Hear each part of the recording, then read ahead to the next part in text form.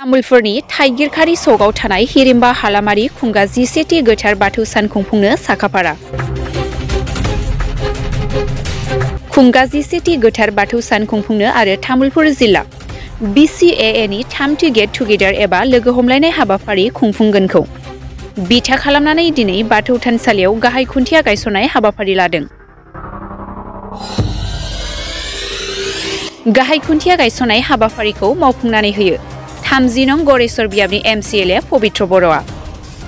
बोहैथि दाननि 27, 28, 29, 30, 31 आरो फेब्रुवारि 1 खालारसिम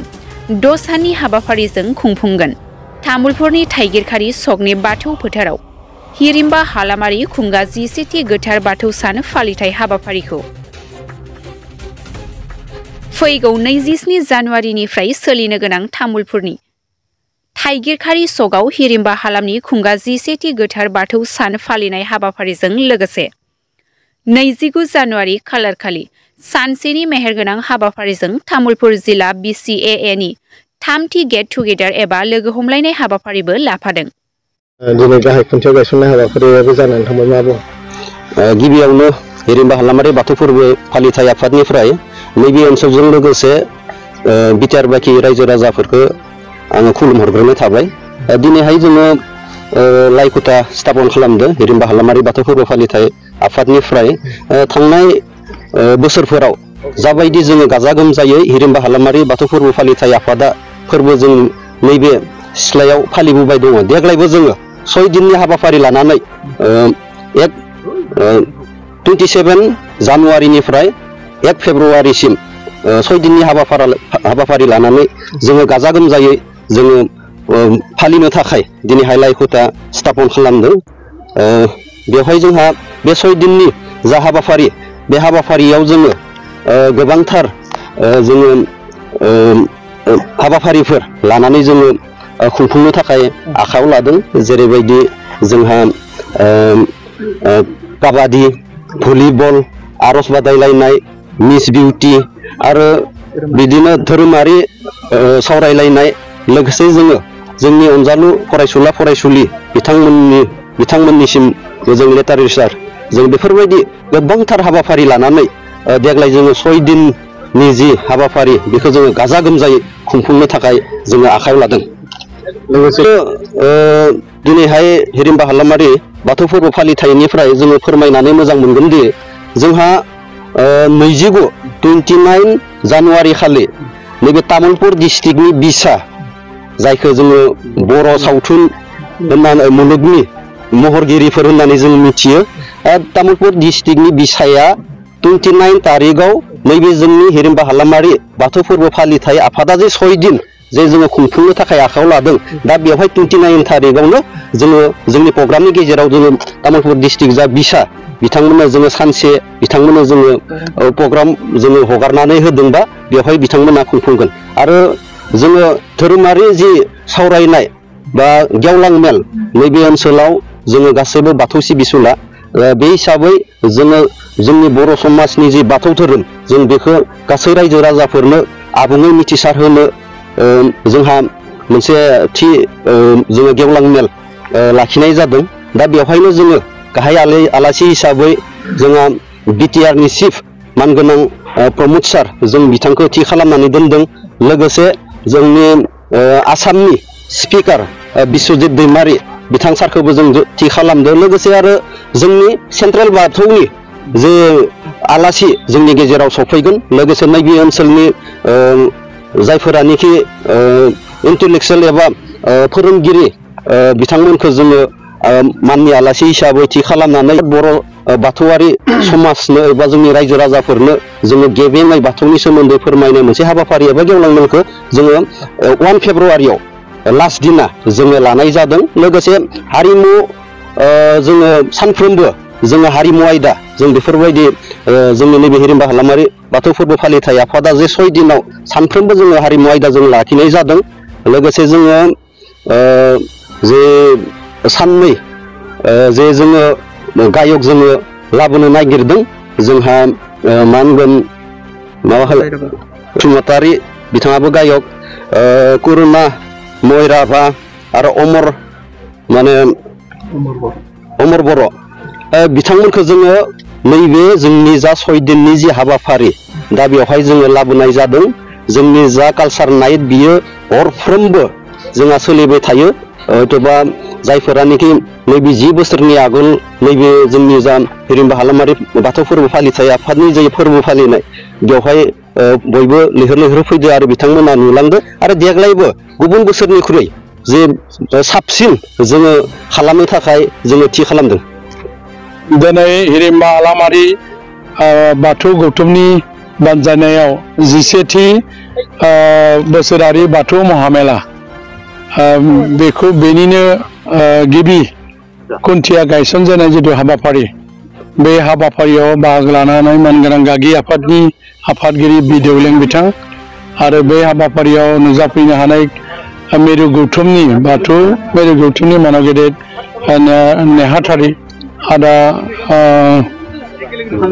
मुलुगमुं बुहुम बसुमतारी आदा बिथां बे हाबाफारियाव जिहेतु गोबां रोखोमनि मेहेर गोनां 6 साननि मोनसे हाबाफारि दा बेनिखायनो थांनाय बोसोराव जेरैबायदि गाजा गोमजायै बे हाबाफारिया जाफुंदोंमोन देग्लायबो आफा इसोर बोराइ बाथौनि अननायाव जेन मोजाङै मोजां जोङो देग्लायनि गासै जागायजेननायनिफ्राय जोबजासिम जों हाबाफारिया जोबलाङो बेनि थाखाय गिबियावनो बोराइ बाथौनि सेराव आरज बावदों आरो दिनै जों नुनो मोनदों बेयाव माने जि गोख्रोंथि गोनां सांग्रांथि गोनां बाथौनि फारसे गोसो मोदोम होनानै सिबिनाय सुबुंफ्रा दङ हिसाबै बेयाव गोदो गैयामोन दिनै 11थि बोसोरारि फोरबो जाबाय आरो बेयाव मोनसे सोलायनाया फैगासिनो आरो बेबायदिनो दायो गोथार थानसालिनि मोनसे न' लुफुंनाय हाबाफारिया सोलिबाय थादों आरो बायदि अनुष्ठान प्रतिष्ठान बेयाव अफिसबो जाबाय आरो बेबायदिनो गोबां रोखोमनि मेला बाजारफोरबो बेयाव जानाय जायो दा बेनिखायनो आङो गिबियावनो हिरिम्बा हालामारि जिथु बाथौ महामेला सामलाय आफादनि गागि आफादखौ आङो बरायदों बाख्नायदों आरो बानजाय आफादखौ आङो मोजाङै मोजां जिहेतु मोनफ्रोमबो बोसोराव सामलायो देग्लायबो बिथांमोनाबो मोजां रोखोमनि हाबाफारि लानायनि थाखाय आंनि गोसो गोरबोनिफ्राय बिथांमोनखौ बरायदों आरो बाख्नायदों गोलाव बाथ्रा बुंनायनि बाथ्रा गैया जिहेतु हाबाफारि बायदिनो खामानिया जागोन आरो बेवहाय माने फुथिमारि दैमानि सोनाबजोंहाय 42टा माने बर' सुबा दङ गासै एरियानिफ्रायनो बेयाव बायदि आरज हानजा माने दैदेनगिरि आरो लोगोसे आरज खननाय बेयाव बादायलायनाय हाबाफारिबो दङ आरो हारिमु बिथिंनि बायदि रोखोमनि हाबाफारि दङ दा बेनिखायनो जोङो जिहेतु हारिखौ बुहुमनि मादाव गेरेमसा माहारि महरै जुदि सिनायथि होनोबा जोङो माने बाथौ महासभानि जिथु सालिख' आफादनि लिरनाय धोरोमारि बिजाब बाथौ थान्दैखौनो बिथा खालामनानै बिश्वनि दरबाराव बाथौ थान्दैखौनो जोङो धोरोम बिजाब हिसाबै मानिनानै जुदि सोलियोबा निस्सय सानसे नैबे बाथौ महासभाया बिश्वनि मादाव मोनसे बाथौ धोरोम हिसाबै परिचय मोनगोन आंहा मोनसे फोथायथि दङ आरो जिहेतु जोंनि बियो गुदि धोरोम आरो बै बाथौ धोरोमा खुनु जोनोमनि बाथ्रा गैया इसोरा जेला बे मुलुगखौ सोरजियो बेनि उनाव जेला गिबिसिन सुबुं हिसाबै सोरजिदों बै गिबि सुबुं जाय मोनसिं सि बोराइ आरो मोनसिं सि बुरै बै दिननिफ्रायनो बाथौखौ जोनोम मोनदों होननानै जोङो गनायो बाथौ धोरोम बिथिङाव हिसाबैनो दिनैसिम बेनि जिथु सान्थौ जिथु गुमुर बेयो बाख्नायथाव जेरै हा दै बार अख्रां बे मोनबा थाथौजोंनो जोंनि बाथौ धोरोमा सृष्टि जादों आरो बिनि बिहोमाया मानिथाव गनायथाव आरो बाख्नायथाव आरो बिनिनो मोनसे बिथिंखौ आं बुंदों जिब जिबि सलन पुरन खालामनाय जिबिखौ सिम्बल हिसाबै लायाखै गोदोनि आबै आजौ बिथांमोना बेनिखायनो आङो बिथांखौ मुंखौ माने गंलायै खुलुमो जिहेतु फांसे दंफाङा जेरैबायदि थाइसेयाव थानानै माने खुनु अभारटेक खालामा जिखिनिखौ आखाइ फोलावना मोनजायो बेखौ जानानैनो गावनि देहाखौ गेरेमसा खालामो हानायसिमावलागै गुबुननोबो जायगा बबेबा सालानो आरो सायाबो मोनबावो दा बेबायदि धोरोमनि बान्दोआव थानानै सोलियोबा सुबुङा निस्सय इसोरखौ दों होननानै मोनदांनो हायो नैबे बेवहायथ' आंनिफ्राय थागोनानो बेखौ बुंलायलायनायनि बाथ्रा गैया जायखिजाया जोङो मोनफ्रोमबो बिथिङावनो जोङो जिहेतु प्रतिनिधि हिसाबै माबा नङा माबा मोनसे मदद आरो हेफाजाब रांखान्थि बिथिङावबो मदद होनो गोनां जायो बेखौ आं बेखिनियावनो बुंबाय जिहेतु मानाव गेदेर दिनैनि जिहेतु जोंनि बिटिआरनि चिफ बिथांनि दैदेननायाव मोजां खामानि मावदों होननानै बुंनांगोन मानो होनोबा धोरोम बिथिंखौ बिथाङा गारनानै दोनाखै बेनिखायनो मोनसे आलारि सोरां बिथांखि होननाय मोनसे आसनि दिहुननानै फ्लेगशिप स्किम गावनि सरकारनि फान्डजोंनो 2 लाखनि मोनसे आसनि मोनफ्रोमबो थानसालियाव होनो थाखाय बे हाबाफारिखौ लादों माने आसनिखौ लादों आरो बेनि बागैबो मानाव गेदेर दिनैनि बिटिआर चिफनि दैदेननायजोंनो थांनाय माने बोसोराव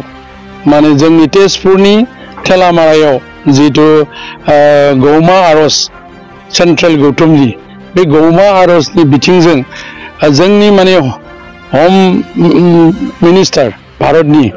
नखर मन्त्रि आरो जोंनि आसामनि गिबि मन्त्रि मानाव गेदेर डक्टर हेमन्त बिश्व शर्मानि जितु फोसावनाय मोनफ्रोमबो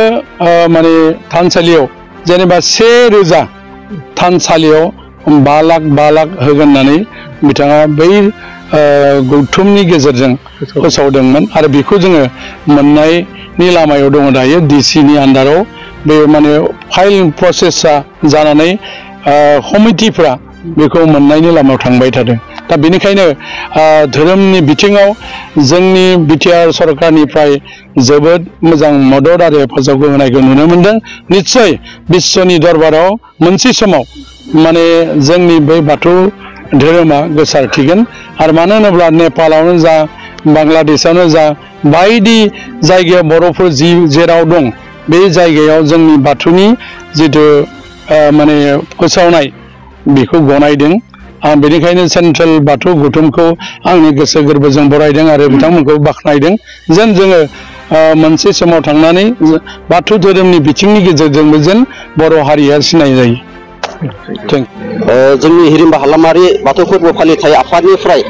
गासै रायजो राजाफोरखौ जोङो मिथिहरनो नागिरदों दि जोंहा 29 जानुवारि खालि जिहेतु बिसानि